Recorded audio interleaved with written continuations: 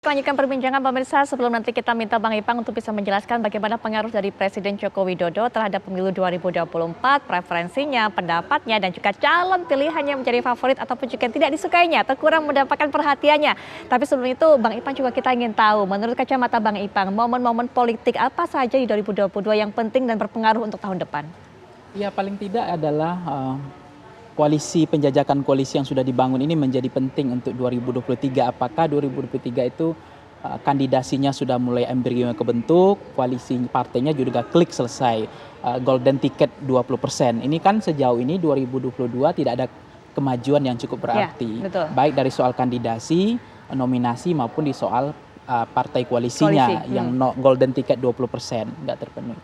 Nah itu yang menurut saya menjadi penting. Yang ketiga adalah soal masa jabatan 3 periode yang menurut saya, ya mohon maaf Mbak Putri, mestinya DNA ini, roh ini sudah harus mati, skip gitu. Udah nggak perlu lagi 2023 untuk digaungkan lagi oleh relawan, oleh mohon maaf Menteri Pak Jokowi, harus stop gitu.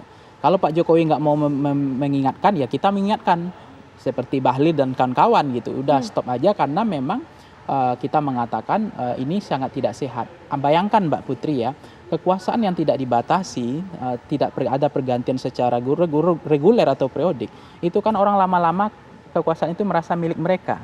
Bahaya loh kalau kekuasaan tidak dibatasi. Nah, kalau barang sudah lama-lama dimiliki oleh seseorang, lama-lama dia merasa bahwa itu milik dia, itu ketika diambil repot. Nah, itu yang kita nggak mau sebetulnya. Jadi sebetulnya ini harus selesai. Maka dalam data kita Voxpol Center itu memotret soal demokrasi dan kebebasan berpendapat. Di era Pak Jokowi memang ada masalah di situ. Misalnya kebebasan berpendapat dan demokrasi di angka 33 dan 32 dan 33, kemudian sangat memburuk ya.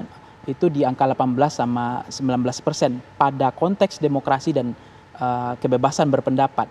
Nah, ini menjadi catatan penting bagi saya bahwa mestinya ya artinya harus hati-hati termasuk RKUHP kemarin gitu ya. Karena begini, masyarakat kita ini ngomongnya kadang-kadang kalau udah emosional ya kan, mereka kan tidak bisa mengelola kata dan diksi, frasa yang tepat. Nah, ini akan menjadi target dan tidak nyaman mereka, kemudian orang-orang yang susah, ngomel, marah tapi bahasa nggak pas, menyebut nama Pak Jokowi, dia langsung masuk penjara. Nah, ini kan menurut saya bahwa ini sejalan dengan data Freedom House, kemudian Economic Unit Intelligence, bahwa demokrasi dan kebebasan berpendapat kita menyimpan ada masalah. Tetapi memang di soal kepuasan Pak Jokowi bagus. Kita harus fair. Ada 61% masyarakat puas dengan kinerja Pak Jokowi. Nah, kita tanya kenapa masyarakat puas? Ada dugaan Mbak Putri. Pertama bisa karena bantalan sosial, BLT, kemudian infrastruktur, atau Pak Jokowi yang begitu luar biasa mobilisasinya, pesawatnya nggak pernah lama di Halim ya, parkir ya, keliling daerah terus, menyapa, menyalami masyarakat Indonesia, dan itu mungkin juga tidak senang duduk di istana ber-AC menerima tamu, beliau lebih sering bertatap muka dengan menyapa masyarakat Indonesia, dan itu intensitas tinggi, itu kita apresiasi. Nah kemudian mungkin itu juga yang menjadi masyarakat puas karena bantuan sosial. Walaupun mohon maaf, orang Indonesia ini sudah listriknya udah naik, BBM-nya naik, sembakonya naik, tinggal celana pendek yang nggak naik, tapi dia tetap puas gitu.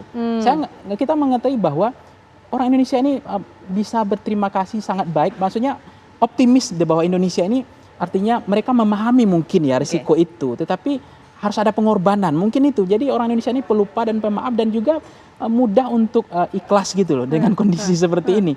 Nah, saya memahami bahwa misalnya dalam tingkat kepuasan tadi yang cukup lumayan, termasuk proyeksi ekonomi Indonesia. Kita tanya ke masyarakat, bagaimana pendapat Anda 2023? Mereka sangat optimisme Indonesia akan lebih baik menghadapi. Dan Pak Jokowi sudah berhasil melakukan itu. Nah, tetapi dalam konteks yang terakhir menurut saya, penegakan hukum, ada catatan menurut saya yang lapor Pak Jokowi merah di situ. Dan itu sejalan dengan data Transparansi Internasional juga, bahwa ada 38% misalnya dianggap tidak bebas dari praktek korupsi. Kemudian penegakan hukum kita 45% dianggap pada sektor ini penegakan hukum kita buruk gitu. Nah, ini menjadi perhatian di 2023. Kenapa ini bisa terjadi? Mungkin ada remisi, tidak ada misalnya sanksi yang Baik. panjang untuk Baik. pelaku korupsi, Baik. banyak yang dibebaskan dan seterusnya. Ini menjadi catatan penting, tetapi menurut saya kita harus fair. Kalau ada yang baik, ya saya katakan itu baik. Oke. Tapi soal demokrasi, penegakan hukum, soal korupsi, mohon maaf, saya Baik. mengatakan ada PR yang harus dituntaskan Ya. dan menyimpan masalah.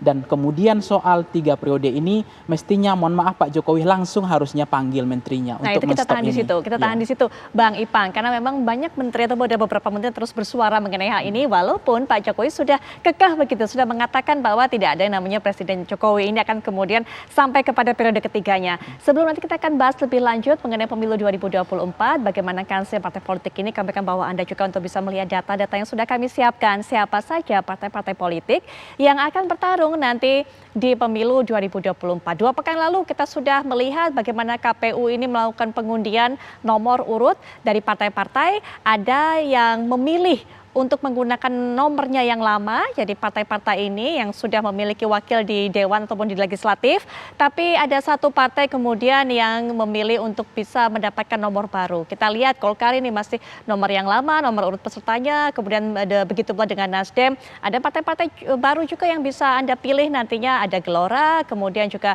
tadi kita lihat ada Partai Buruh, kemudian juga PKN. Nah, ini kita lihat Garuda juga masuk.